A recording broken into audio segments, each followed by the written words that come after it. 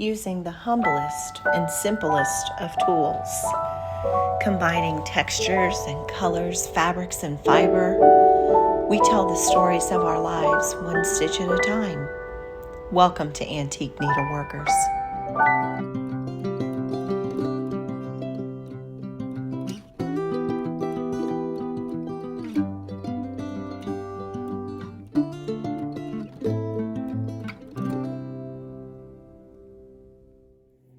Well, hello and welcome to Antique Needleworkers. My name is Shellie and this is my channel about cross stitch and all my crafty endeavors, and I'm so glad that you could join me here today. If this is your first time here, thank you so much for stopping by. I hope that while you're here today that you will gather something that will inspire you and help you in your making. And if you're a return subscriber, I thank you for coming time and time again. Well, hello to you, my friends. Today is a Come Learn With Me video, and I hope that you are excited to come and tackle another little task, another little chore on your stitching journey. And today I am going to teach you how to create the top of an inset box. So what that would basically mean was it would be the lid of a box that has no lid or no top. Recently, I released my new pattern, My Treasures, and I designed that piece specifically to sit on top of a Timbo shop box, and it happens to be a inset top box.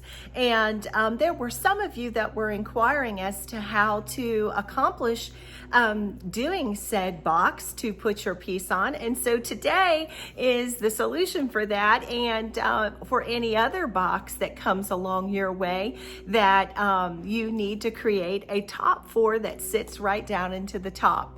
And so grab yourself a notepad, and remember that you can always come back here and look time and time again.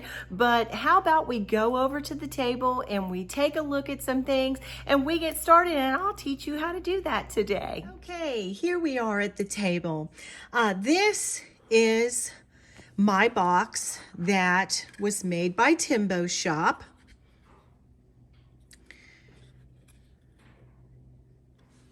Isn't it lovely? And when I said that it was an inset box, this is what I meant. There is a lip within it, but you need to create a lid for it that just sits just like that. Okay, so that's what we're doing today. So to do this, what will we need? We will need our stitched piece.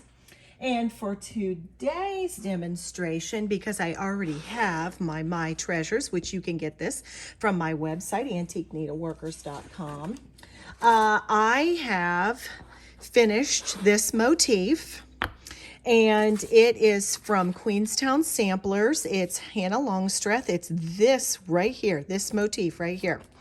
And I knew that this motif would fit on this size lid so that I could get it on this size box. So the first thing you need to do is know how big your piece is going to be so that you know how large or how small your piece needs to be. Well, of course, you'll need a box.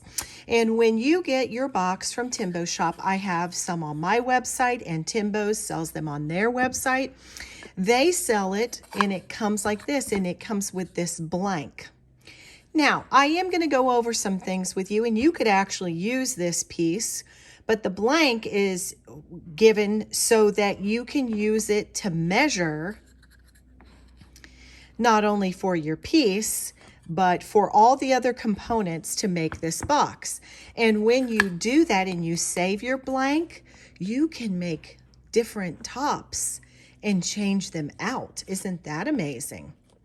Okay, so I know for sure that my motif will fit under there. And this square is 3.5 inches by 3.5 inches. Let's double check that here. So we've got 1, 2, 3.5, just slightly over 3.5. There we go. So we know that this square is 3.5 by 3.5 inches.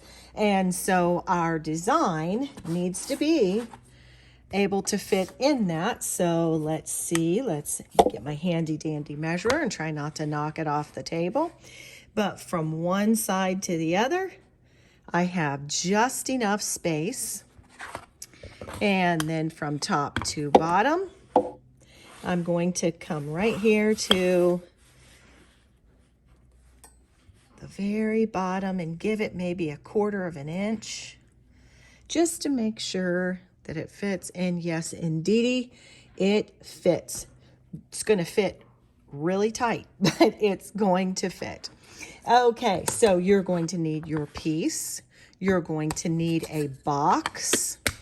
And you are going to need a few other things on your journey to making this box. You will need some self-sticking mounting board. I am going to make sure, let me just pull this out of the package so that it doesn't reflect. I am going to have a list in the description box of all of these with clickable links so that you can get right to them. This is self-stick mounting board. One side is sticky, the other side is not. It makes for life to be very easy, and it's wonderful, acid-free and high tack. So you will be able to mount your stitching using this board.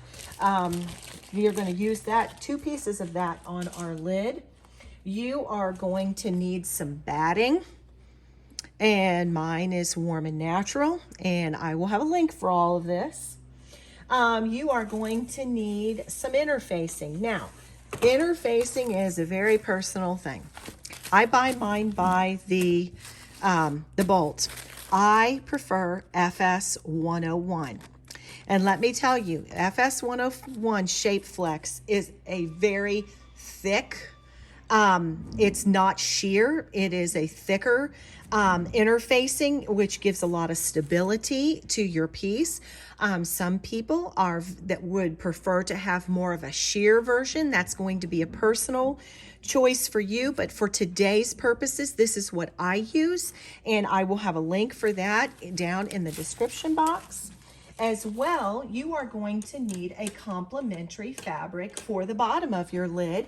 And today I am going to be using this beautiful Tilda fabric. I think it's a great accompaniment to my piece. This pattern is no longer available. You could probably find it on the secondary market. But this is something I had in my stash, and I think it'll make a beautiful bottom to the lid. You as well are going to need something to glue with, whether it is your hot glue gun or some Aileen's tacky glue. I have actually found in recent years, I love this little pen of Aileen's. It makes it very, very easy to disperse onto your piece because you can use it like a pen. So I will have all that linked below, but that's a personal preference too. Some people do not like to use hot glue, and some just love to use Aileen's, or vice versa. But you can make that determination on your own. As well, you're going to need some measuring tools.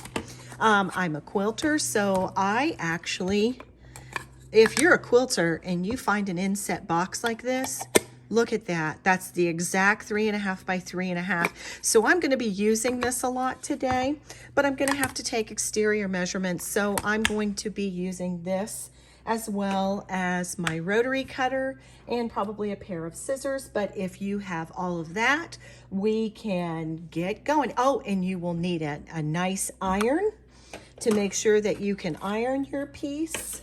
And so with that being said, let's get to it and let's get started. Okay. The first thing that we need to take care of business of is we need to make 2 templates, not 2 templates, but 2 pieces of sticky board. One for, let me pull my other piece out. We need to have 1 piece for the top of the lid, and we need to have 1 piece for the bottom of the lid. So I am going to measure this out. Okay, we know that this is 3.5 inches. So I need to come in on this piece of sticky board 3.5 inches. So I am going to just line this up with my ruler. If you do not have a ruler such as this for your making, you can take just a regular ruler and come and make hash marks going down. But for the sake of filming today, I'm going to use my quilting rulers. And so there's 1, 2, 3 in the very beginning. I've got a 1/2 inch there. So what I'm going to do is I'm going to take my pencil and I'm going to draw myself a line. I also am going to turn my board and I'm going to do the same on this side, because I need to get the full square right here. But see, I can make 2 pieces. So let's put my 3-inch line right there on that line. Line that up. Okay, I can make a bunch of lids with this. Now, so here I have marked off where I'm going to make my 2 lids. You can use, if you have a designated rotary cutter for that. I would not use my rotary cutter that I did my cutting for quilting with on this. And I also would not use my scissors, but you can use any scissors you'd like. I have a guillotine cutter, so I am going to use my guillotine cutter. And the first line I'm going to cut is right there and take off that end. I'm going to cut right here. Right there. And then I'm going to cut it one more time. Line it up. Okay, so now I have my 2 3.5 inch boards. Let's make sure they fit. They do. That does.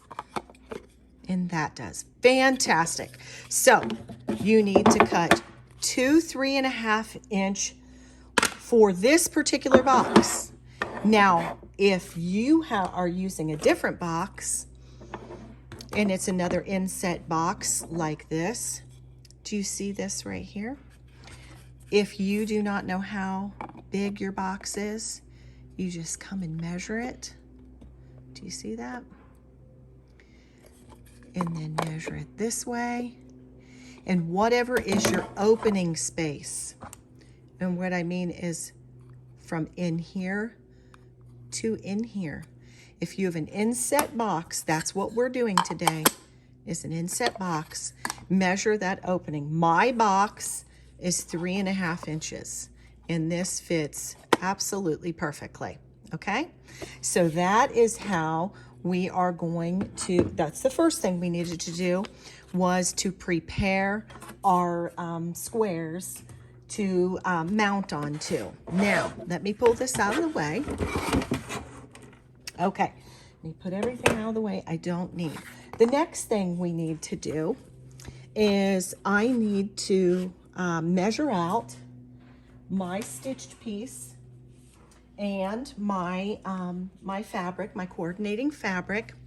Okay, so I know that that needs to be 3.5 inches, but I need to have more space than that.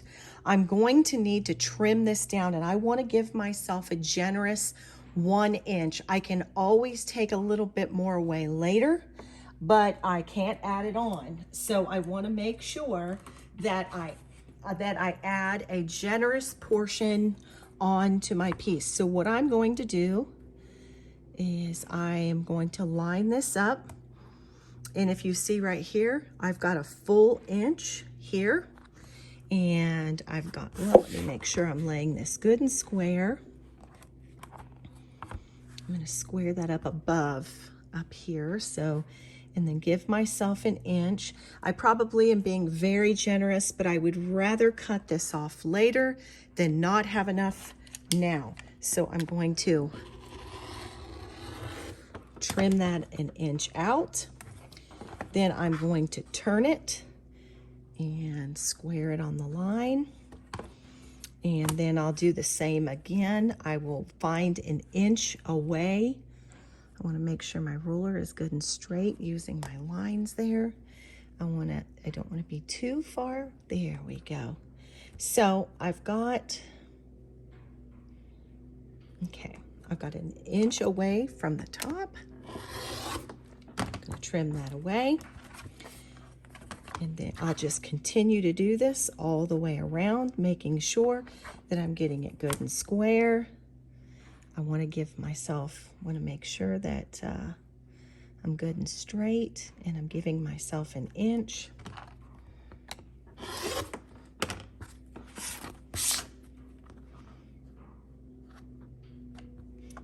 Okay. Oh, I don't have that squared up. I want to lay it nice and straight, following my lines so that I get a good cut. I don't want it to be wonky. So let's see. Okay. So now I have trimmed my piece out, and it is measuring at about 4.5, a little over 4.5, all the way around. Now I'm going to want to measure my fabric out as well, because I am going to need, oh, and by the way, don't throw this in the can yet, because we're going to need a piece. Let me show you what we're going to need a piece for. All right, see, this is the linen. I used the linen to make this tab right here. So make sure that you don't discard all of your pieces of fabric before we're finished, because you're going to need a little piece of that. Okay. Now I have fabric that I'd like to fussy cut. I'd like to get this piece right in the center of my board, so that when I mount it, that bouquet and that flower sits like that. Wouldn't that be pretty? Okay, so I know that I need a 4.5 by 4.5 square. So let's see. Let me turn this around. Let me get this.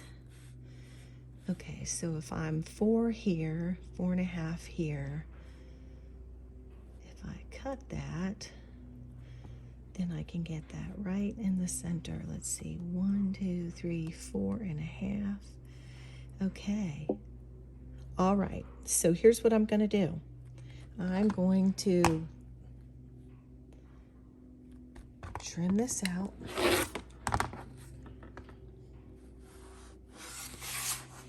Okay.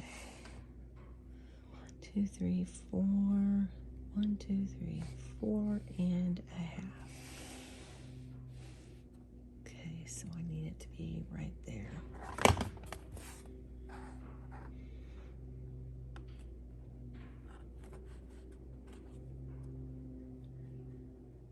Okay.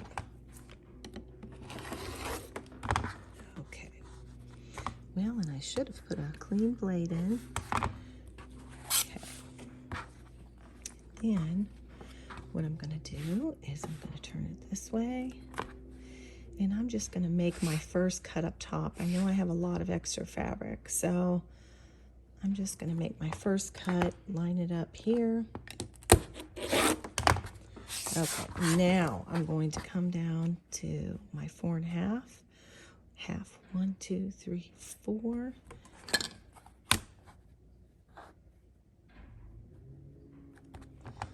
Okay, so now we have cut up our fabric and our piece. Okay, let's see. I don't think I cut that. Did I? I cut that 4.5 inches. Let's see.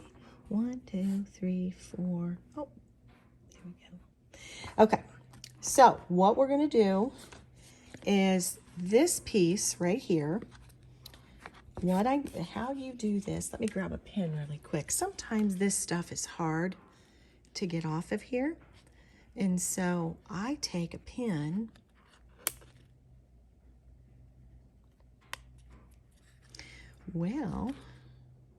this is real time, folks. There we go. Okay, So here's the sticky side. And this is going to be the bottom. So this needs no batting. So what I'm going to do is I want to get this centered over the section that I want. Oh, I think that worked out perfect. Okay, so now what we need to do is we're going to bring this down and we're going to glue this. But to miter the corners and make it very, very nice, I'm going to use my little ruler and I'm going to come right here and I'm just going to trim off the tip of that. Okay, we're going to make this nice.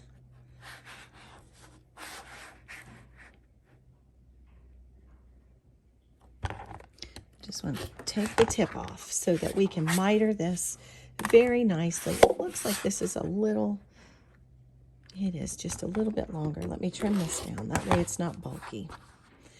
Okay, and then I'm going to go ahead and take this corner off. Going all the way around. Okay, so now that I've got my corners all off, what I want to do is bring in the corners and tack them down. Now, dependent on what type of glue you're going to use, I'm hoping that my glue gun is heated up. I'm just going to put just ever such a slight little piece of glue there. And I'm going to bring that down. I'm going to go around all four corners. Just ever such a slight bit of glue.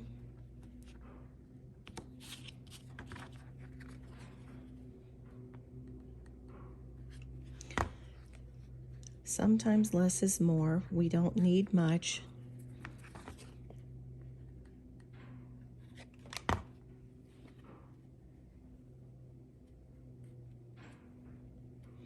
And even this, I'm going to pull that little extra edge off.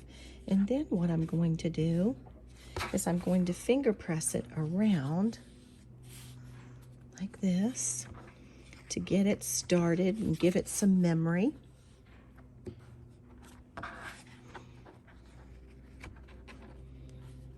And tell it where I want it to go. Let me just double check. I think that's a good spot, don't you? It'll look great. Okay, so then I'm just going to go to gluing it.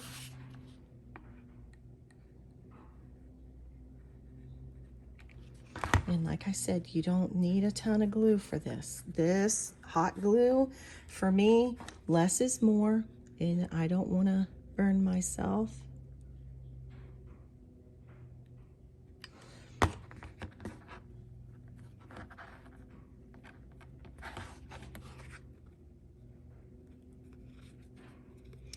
That corner, I want to take it down. Maybe put a little more glue right there. Okay.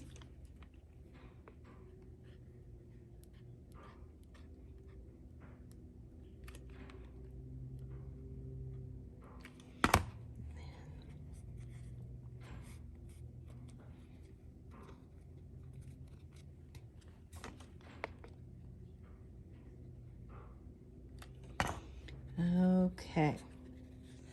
Alrighty, row. So now, and if you'd like to, let me grab a little pair of scissors real quick. Just so in the event that these little hairy pieces, let me just trim those away so that if they don't poke out in the end. They probably won't. But again, I want to make it clean. Okay. All right, so our bottom piece is prepared. I am going to double tack my corners because my corners, I did not get that to lay down really good. I want it to be good and flat because I don't want it to be bulky. Now, if you were using Aileen's, my suggestion for you would be that you would put it, glue your board just like I just did with the glue gun, and then I would put a book on it.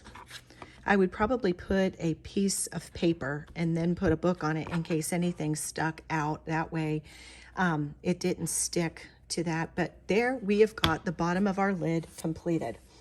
Now, for the top of our lid, we need to cut a piece of FS 101 because we want to give a good security for this. This needed nothing. This literally is the inside of our box lid. So this is going to be what the box sees. So it just needs to be stuck on some sticky board and finished to stay on the inside. Okay, but on the contrary, our piece, we want it to have some interfacing behind it and give it some stability. So you want to cut it just a little bit smaller. I just want to cover where my design is. So to be honest with you, I'm just going to take my blank and just use it as a cutting device because I have that. And it will be just exactly what I need for the center of my piece, because the center of my piece is exactly the size of this box. So what I'm going to do now is I'm going to run over to the iron and I'm going to take this piece of FS 101 and I'm going to put the rough side. You can feel the rough side. That's where the sticky is. Take the rough side and lay it onto your piece. Make sure that you cover everywhere your stitching is to give that stability, and go iron that in place, and I'll meet you back here in just 1 minute. Okay, I'm back from the ironing board, and as you can see, I've adhered my FS 101. Now, that's going to protect and lock down your stitches because you have just adhered that adhesive to the back. So that's great because over the years when people are touching it, it kind of holds your stitching in place. Protects your stitches, but also as you can notice, look how crisp and nice it makes your stitching look for when it's mounted on that piece. You see, it gives it some birth behind it. Okay, but before we go to putting it on this board, I am going to put some batting. Now, this is all going to be personal to how many layers of batting that you want under your piece.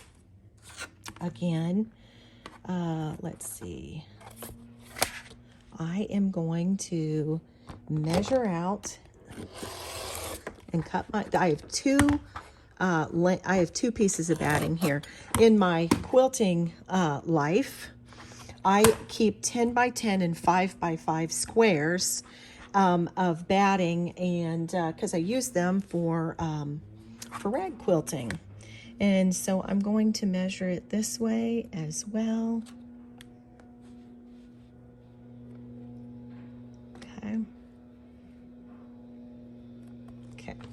And I don't want it to be, I might back it off just a little bit of 1/4 of an inch. Okay. Now, here's what I'm going to do. I'm going to mock things. I'm not going to mount it yet. I'm going to see it's a little short around. That's okay, because what we're doing is giving a little oomph to the top of your piece, so it's not laying dead flat. So let's see if that is. Let me get my box and let me just see what I think about the fullness of that. I think 2 layers will be just sufficient. Okay, so here's what I'm going to do. I'm going to take my sticky board and I'm going to use my pin again. Just poke it into that paper. Oh, it worked so much easier this time. I like it when it helps a little bit. I'm going to put 1 layer on. And then I am going to do this. I am going to put 1 little drop of glue, only just a teeny tiny drop, so that it will hold that second layer in place while I'm mounting my piece. Okay, so I have now mounted the sticky board with the batting. Now what I'm going to do is I'm going to, with this side, I'm going to put it, and hopefully I have trimmed my piece straight.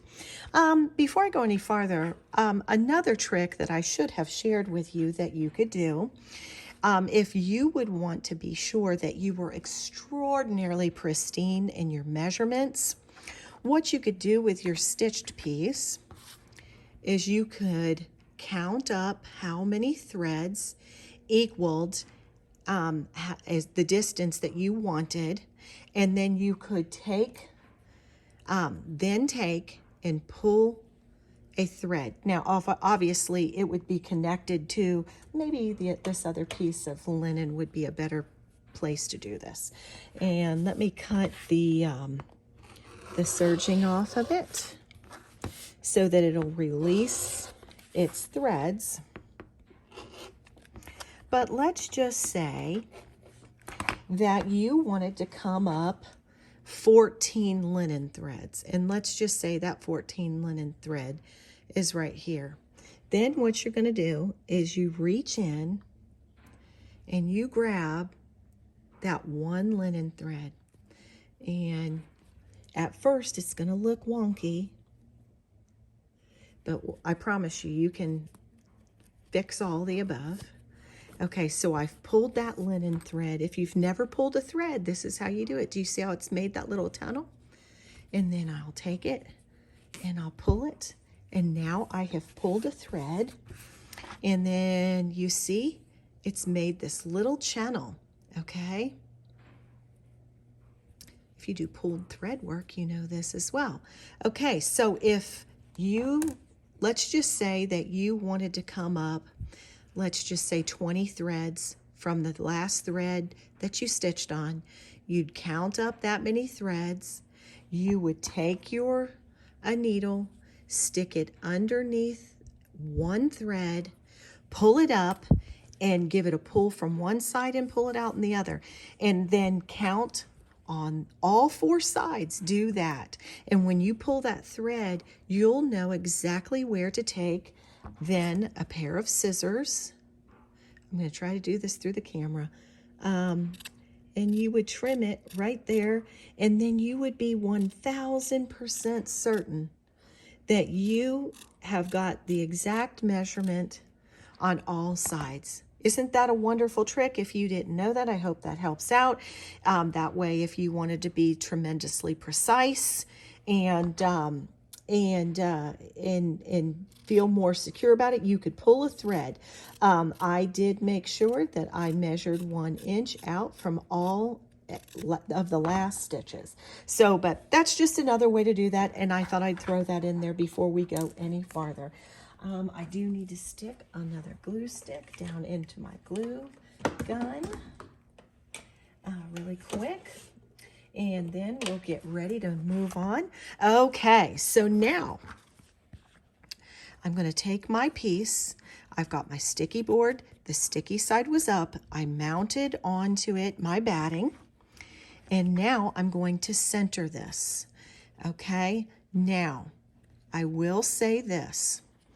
I love to use Wonder Clips. If you do not have them, you have a clothes clip or a chip clip or something of that nature, that will be a wonderful help for you. Okay, the first thing I am going to do is I'm going to trim my 4 corners again, okay? And so I'm just going to eyeball it and do it this time. It's just this way.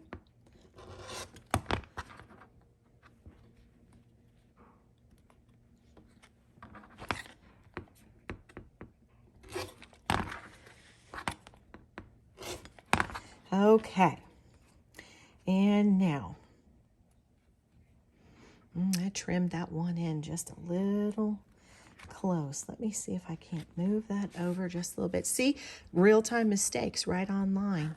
That's okay, because I'm not trying to be perfect. I'm just trying to be helpful. Okay, again, we are going to do as we did before. We're going to bring our corners in and tack them. My one corner is going to be tremendously close. So I'm going to have to be really judicious here, getting my corner in because I cut it awful tight. That's okay. The great thing about using a little bit of glue for me is if I don't like the way that I've seated this, I can peel it off and readjust it. Okay, and that's kind of a good helpful hint there. So I'm just bringing in my corners.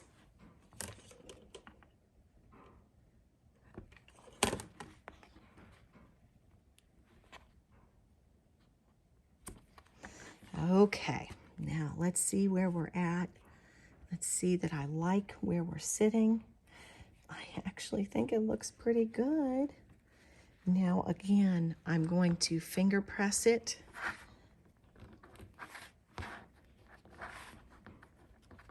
And then I will begin to bring my pieces over, just like that, okay? Now,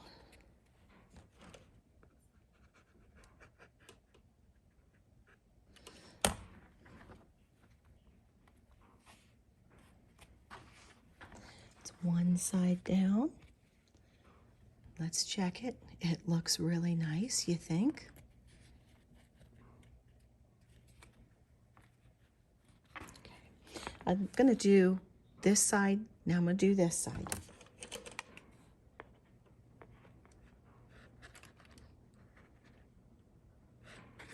Okay.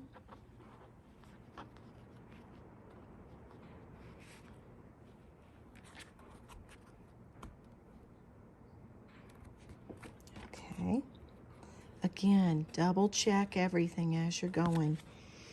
I do want to tack down this corner good. So I'm going to come back under with another piece of glue, just like that.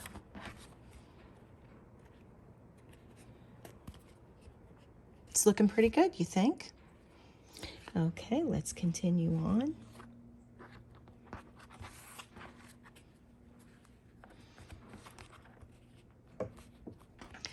Put a little glue on there.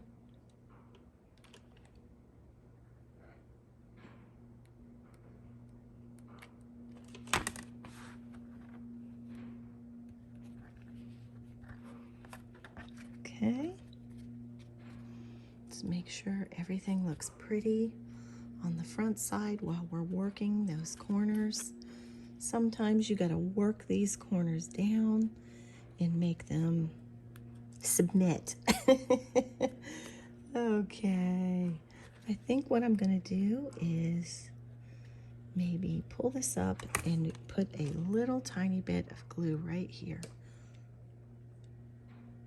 Just ever such a, I'm just barely wiping glue on as I'm doing this because, again, you can take it away and you want to make sure that looks pretty good, doesn't it? Okay, now let's go down and get our last side. Sorry about that. The cord on my glue gun is farther to this other side.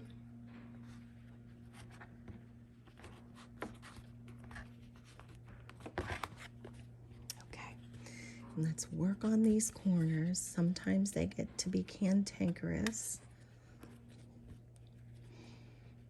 Okay.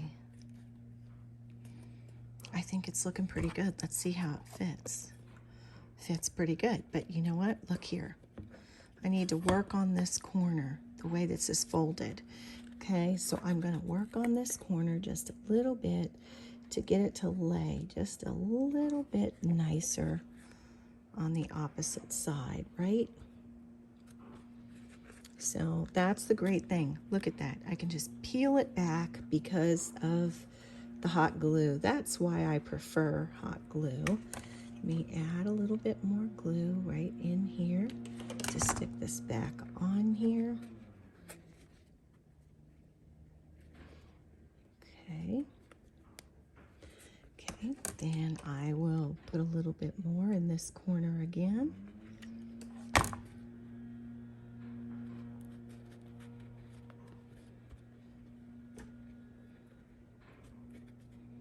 I think that looks much better, don't you? Now, what we need to do is mount these two together, and then we will have a finished lid, but not yet. Remember, I said to save a piece of linen. Okay, first off, let's give it a test drive. Oh, how pretty, how pretty, how pretty. Okay, see how this bottom one sticks in there? Now, we don't want to have that, so we need to make ourselves a tab, okay? And so how are we going to do that? I'll show you what we're going to do. I'm going to take over to the ironing board, and I'm going to go take this piece of FS 101 and I'm going to install it right here onto this little piece of the side of this linen, and then I'm going to come back and trim it out and show you how to make a tab. I'm back.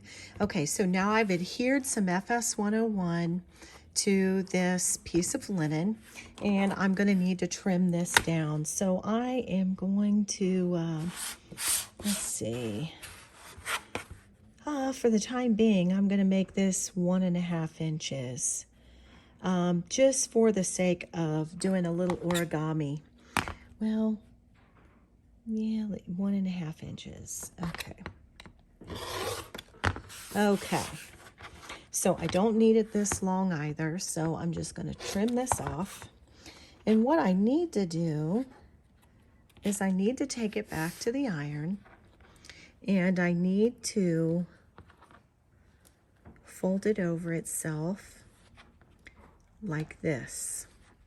Okay, now I am going to go iron this down and make this strip be like that. I'll be right back.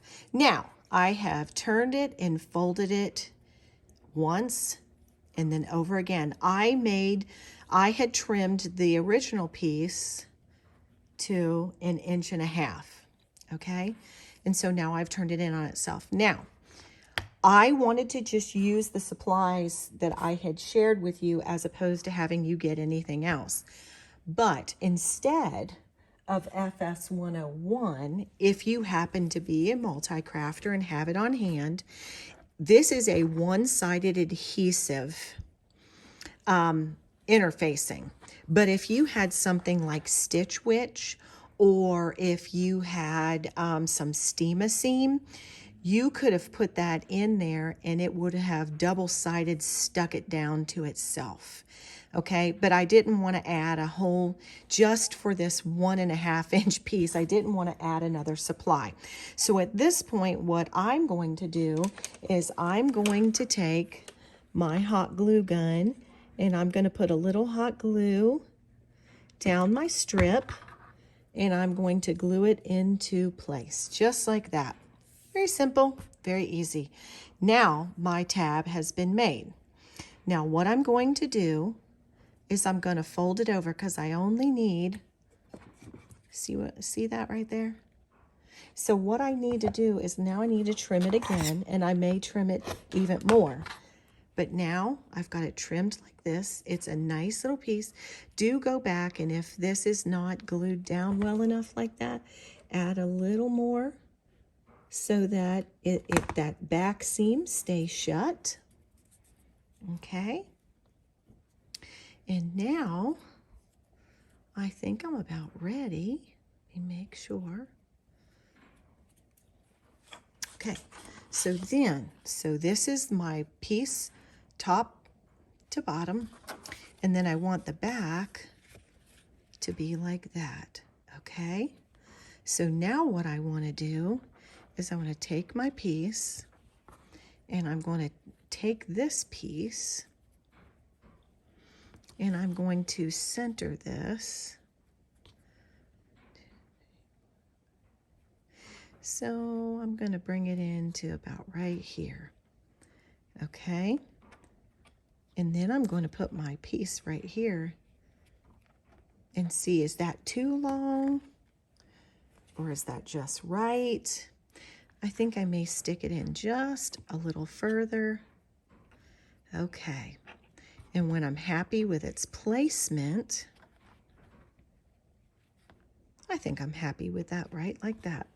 I'm going to stick a little hot glue underneath of it. Then stick a little hot glue right here. And now it has become part of the lid. Okay, so that's together. Let me just make sure. Yep, the measuring mean. I've got it dead center. Okay, so we're almost done with our lid, guys. What do you think about that? Okay. Oh, but now that I'm looking at it, nope. Now that it's centered, look, that I did that vase. I mean, look, that vase is centered just great. Okay, so now all I have left to do is to mount the front to the back. And so what I'll do is I will put some hot glue.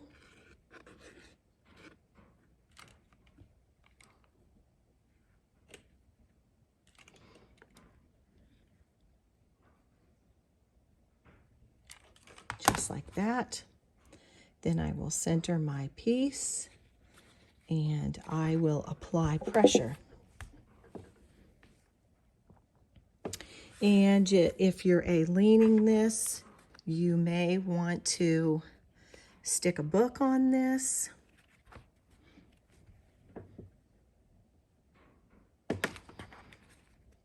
There you go. And if your side pieces, let's just say, see, I'm going to have to add just a little bit more glue under mine. I would rather have to add more than have to pick it out.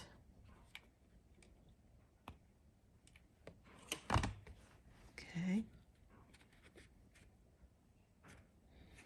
And just go around and double check that it's laying nice and flat together all the way around. Okay, and then the moment you've all been waiting for, put your lid down in your box. And there you go. And there you have it. You have now mounted your box with your stitched piece. Isn't that beautiful? And if you do not like the gapping here, something that you could do, like I did here, is add some cording. And I would start right here and underneath here and bring it around. And just bring it all the way back around and then bring it to here. But I think that I'm pretty happy with mine. And now my box has now got a lid. Now watch. Remember how Timbo's gave this blank? Save the blank, because if you want to change out your box and have different lids for different seasons or different times, all you have to do is use your blank and make another lid. And so that, my friends, is how you take and you make a lid for your Timbo's inset box, lid for an inset box, or any box for that matter. So it doesn't have to be this box, but this particular box I pay a lot of attention to because I custom designed this piece, my treasures, to be the top of that box. But isn't this beautiful design by Barbara Hudson from Queenstown Samplers? It made for a beautiful lid. And now I'm going to have two boxes, but I can interchange between my boxes just like that. Isn't that wonderful? Okay, my friends, well, I hope that you enjoyed today's tutorial for making an inset lid for your box. And yeah, I think that'll do it for today. Well, my friends, I've really enjoyed doing that with you today. I hope that that was helpful to you. And I hope that now you'll have this a little help in finishing your pieces yourself. See, that wasn't that hard, was it? We just made a beautiful lid for a box right here at home. And I hope that that gives you the encouragement you need. If I can be of any help with anything else, be sure to put a comment in the below the description box and tell me what you need your help on. But for now, I think for today we're all done. But I am so thankful you stopped by. If you like what you saw here today, make sure, if you haven't already, that you hit that subscribe button and like the video.